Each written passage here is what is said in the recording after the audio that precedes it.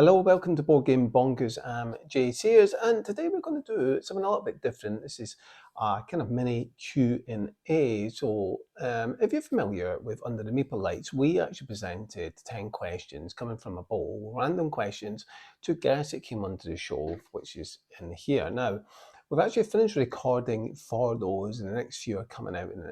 Now, the problem was we still had questions left over. So rather than them going in the bin and to waste, I thought, well, why not put myself in the hot seat and answer them? Now, of course, there are quite a lot here, so I'm not going to be going through them, giving them full detailed responses. I'm going to quickly go through them and give a very quick snapshot responses to those questions or scenarios, depending on what they are. Now, I have no idea what they are because I haven't looked at them, so they'll be completely random. Now, what would be interesting, if you want me to do a Q&A in the future, I will do a Q&A once we actually drive up the subscriptions. So with that out the way, if you have just clicked on this video, please do consider subscribing to the channel. And let's just dive straight into these and play along as well, answer the questions as we go along. So let's pick out the first one. So the first one is, once you unravel it, so yes or no questions. So are 200 board games too many to own? I suppose that depends really on the person. I personally think it's too much. The reason why, are you realistically going to play 200 games in a year? Now, I remember there was a board game channel that looked at this. If you look at mathematically how many games you might play in a year, it's unlikely you're going to get through 200. So you've got to think about what games do you want in your collection? Do you want that many? Well, that's perfectly fine. It's completely subjective to the individual, but I think 200 is too many. Personally, I think around about 160 is probably my cap, and I do want to kind of keep that down where possible so I can try and play the games every year. Okay, next question is, now yes or no, are board game tables too expensive? I think they are. I think they're extortionate. That's my personal opinion. I can just buy a basic solid wood table between £600 and £800, whereas for a board gaming table, it's costing me, for again same quality, around £2,500 to £3,000. That's an extortionate amount. Yes, you've got your little cup holders, and yes, it's really nice having a board game table, but I think it is too expensive in my opinion. Next question. What phrase comes to mind when a recent crowdfunding campaign you back gets cancelled for no reason? I really don't care. I don't get caught up in things like that. Could give a monkeys, quite frankly. I don't chuck my teddies out the pram. Next question. What phrase comes to mind when someone invites you to a gaming night only to spend the next hour reading the rule book? Well, I'd be asking, why on earth are you reading the rule book now? For goodness sake, can we just play a game? I'm bored. Next question. Yes or no? Will we see ChatGPT in the near future help game designers write rule books? Yes to some, no to the vast majority. ChatGPT, say that again, ChatGPT relies on mathematical equations, therefore it doesn't really understand the fluidity of writing like a human can. So for the majority, no, and I wouldn't recommend it either. Next question. Oh, this is a tough one. It's a small one. We've got an agree or disagree. Tournaments are definitely for geeks. Not necessarily. I think the vast majority perhaps could be considered geeks, but hey, who are we to say? I think our tournaments for anyone, regardless if you consider yourself a geek or not. It doesn't really matter, and really I don't care. Next question. Agree or disagree? Why? House rule. The game plays perfectly fine.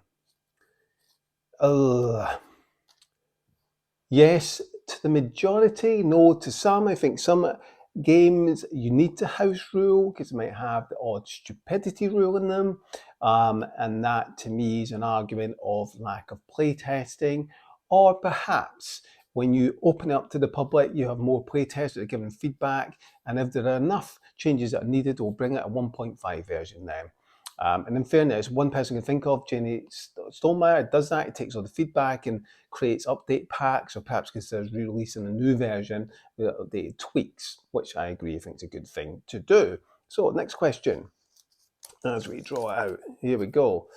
We're getting through these, and yes or no, are collectible card games a cash grab? I personally think they are. Yes, 100%. Next question. What phrase comes to mind when your partner asks you to sleeve all the cards in every board game you own? You can go and bloody do it yourself. Next question. Agree or disagree? Conventions are an expensive holiday. I personally think so. I personally want to go to a convention to play games, not necessarily buy games. I can get them far cheaper online or for the same price, quite frankly. Why would I spend all the money for travel, etc., accommodation? Yes, it's great for meeting people and socializing. That for me is the primary point of going to a convention. You might think differently. For me, I just want to have fun and meet people. I don't care about buying board games. Next question is, what phrase comes to mind if Board Game Geek shuts down permanently? I really don't care. I'll tell you why I don't care. This happened in the happy hardcore scene. United States of Hardcore was the main forum, a bit like Board Game Geek, that every single person went to around the world, and that closed down. But hey, the scene still rocks on. It's going to be no different in the board game industry. I don't use the website as much as other people, but it is great for one thing, keeping your top lists together. I think it's fab for that. Next question. What phrase comes to mind when a new board game introduces 10 scoring tracks? No, thank you, not for me. Next question. Getting through these. We're about halfway through. Maybe I should slow down a bit. Maybe I shouldn't have taken that. Anyway, no, I didn't, honestly. I promise you. Agree or disagree? AI will be a big part in the board game industry within the next 3 years. I don't think it'll be a big part. I think it will play a part, but to what extent, who knows? We've already seen the new Terraforming Mars, I think it was Ares Expedition that introduced AI. We've seen conventions use AI. I think that's perfectly fine. I think that's okay. But there's going to be two sides of the fence here. I think some people love it and some won't. Next question.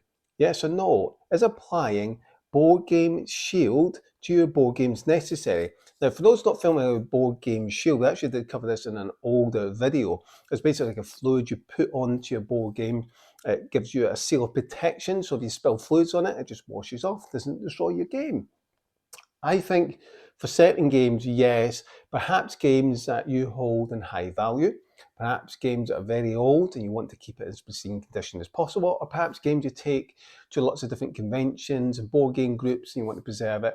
Perhaps so, but I don't think for all the games, no, because it's damn too expensive. Next question.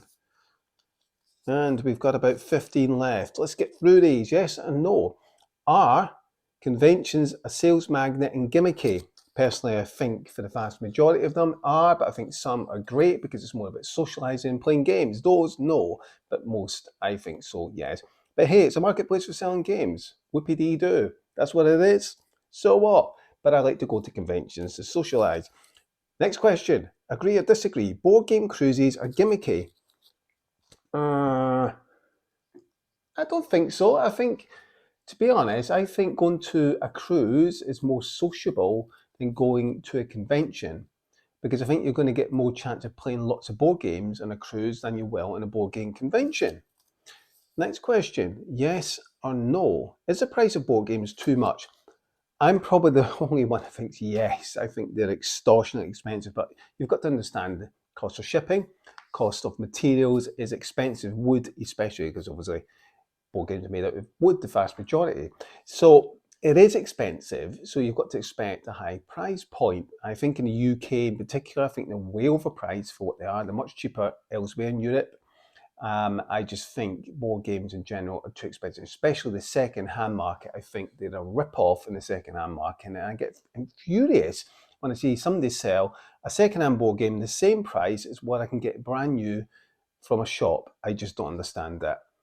Okay, before I lose it and get really frustrated, but the cost of board games, which I suppose another point to look at it, if you go for a night out and you might be spending £60 to £100 a night out for drinks, etc., you might spend that in a board game. How many plays out the board game and enjoyable experiences do you get with that board game versus that one-off experience going out? I suppose you get to weigh that up in terms of, is it value for money or not? Who knows? I think experiences are better than actual physical product itself. Next question, agree or disagree?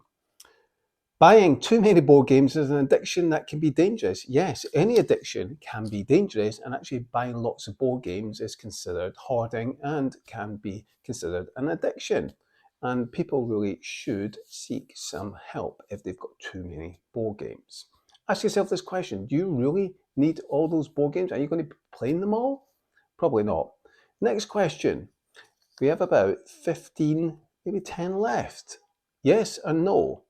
Are there now too many collectible card games?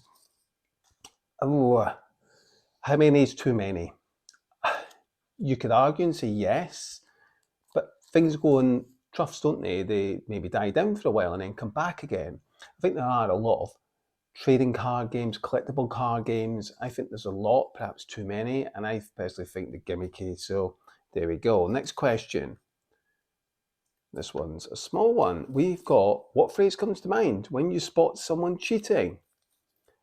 That's a tough one. Would I say something? I probably would say something.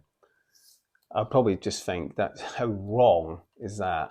I just can't stand cheats, really can't stand cheats. Agree or disagree? Counterfeit games will be more problematic in the near future. I think with AI, I think it will be. And it is problematic, which is why you should never shop for board games on Temu or places like that, because they're all gash. Next question.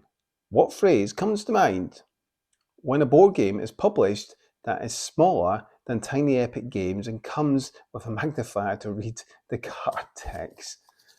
I wouldn't say what I'm going to say because I get banned from YouTube for saying it, but what the absolutely shocking if that ever happens. Absolutely shocking. I'm sure it's happened before. There's no way I would be happy with that. Agree or disagree? There isn't enough mainstream news coverage about the board game industry. I think so, yes. We've seen it in some different shows. Modern board games being played, which is great. I don't think we'll ever get to a point where it'll be mainstream. It's always going to be a niche industry. It's just the way it is. But I like it as it is. And yeah, it'd be great to see more households be aware of modern board games for sure. But look, it's going to start with places like supermarkets. They're going to stop, especially in the UK, stocking absolute trash. But will that ever happen? Maybe when the dinosaurs die off, it might. So next question is, and we have 1, 2, 3, 4, 5, 6 questions left. Agree or disagree? Roll and move with no variation or mitigation is the worst mechanism ever. The worst? I don't know. It depends. Take that. It could be considered the worst depending on how that's used. I think the mechanism where you move back a certain number of spaces is probably worse than actually roll and move itself, but is that a mechanism? It's more of an action than a mechanism. I don't think it's worse, but I can see why it's damn right boring, you've no control. That can be quite damning and yeah, not good. But hey, that's how games were designed way back in the day when the likes of Monopoly came out.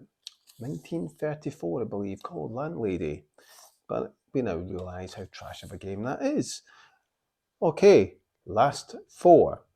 Are we on the last four? We're on the last four. Agree or disagree? Legacy games will soon come to a halt. Legacy games are difficult and they take a long time to design. Now, this is coming from designers who have designed legacy games. Don't think it'll come to a halt completely, but like anything, we won't see some for a while, then maybe 1 or 2 will come out. I think we'll see legacy games in the future. I just don't think we'll have that many. There'll be far and few between, and we just need to expect that. I can say agree. I would agree with that. I want lots of legacy games, but it's never going to happen. It's too time consuming, and I'm sure there's a cost element involved in that. But hey, who knows what the future will bring. Okay, last 3. We're down to what phrase comes to mind when someone chucks their teddies out the pram because they lost the game? Stop moaning. Next question. Usually that happens with kids a lot. Agree or disagree? There are too many board gaming cafes in cities. I don't think so. It depends what city you're in. Where I am, probably Cardiff is the closest city. I don't think there are that many. I think there's about 3 board game cafes. There's a couple up where I am. In the valleys, there are 1 board game. There's only 1 I know of. I don't think, listen, too many? I don't think so. It's not as if we've got like pubs popping up everywhere. It's you know, maybe 3 or 4. I think that's perfectly fine, depends on the portion size of the city. I'm okay with it. I think it's good to have choice. Agree or disagree? Heavy board games are not enjoyable. Instead, they give you a brain-burning exercise. That's a hard one because those who enjoy really complex games, and I enjoy complex games, they hurt my head. But for some people, they might not hurt their head. They might really enjoy that experience of thinking strategically, really in depth, and all these different routes you can take and winning conditions. And that's okay, that's fine. Some people enjoy that far more than a medium weight game, where some people might enjoy a medium weight game than a really complex, heavy game. It really depends on the person themselves. I like complex games, but sometimes I find complex games easier than medium to complex games for some reason. So it really depends on the person. Each to our own, I suppose. Our last and final question. Okay, so we have got yes or no. Do you think board game designers use Board Game Geek to steal ideas? The vast majority, no. I think designers got too many ideas in games themselves. But of course, people are influenced by what other people post or talk about or what they say. Of course, there are. I always come up with ideas. You've got to get ideas from somewhere. They don't just magically appear. They've been influenced by something. I don't think people, the vast majority of people, go and genuinely try and steal board game ideas. But I'm sure there are a small handful looking Board Game Geek for ideas to implement into their board game. But hey ho, if you're that concerned, don't publish anything on Board Game Geek. But really, if you're near the end of a design of a board game, I wouldn't even worry about that. It's been discussed in videos in the past about this. I wrote a blog about this a while back on PIXYGAMES, which the website's still running. If you want to check that out, PIXYGAMES UK, I think it is, .co.uk. So yeah, I don't think it's a bigger problem. I think there's a bigger problem in other industries than the board game industry, but you know, a handful of people. So that brings us to then very quick fire answers. You might disagree with some of the answers I gave, or you might agree. I was quite sharp with some of the answers. Yeah, I didn't want to roll this video for a long time. Otherwise, listen, we'd all be falling asleep, including myself, for this lasted over half an hour. So I hope you enjoyed that. But if you want to see an actual Q&A where you can present questions to me, please leave a comment down below and I will consider it. But I want to try and get those subscriptions up. So please do consider subscribing to the channel if you haven't already done so.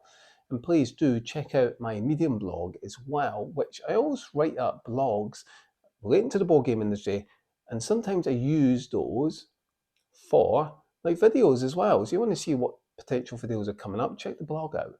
It's on Medium and I'll put the link in the description down below. That brings us then, please do consider giving this video a thumbs up if you enjoyed it. That's the end of these questions. There are lots of them, but we got through them. I hope you enjoyed that. My name's Jay Sears. Until next time, take care. This is Bonkers.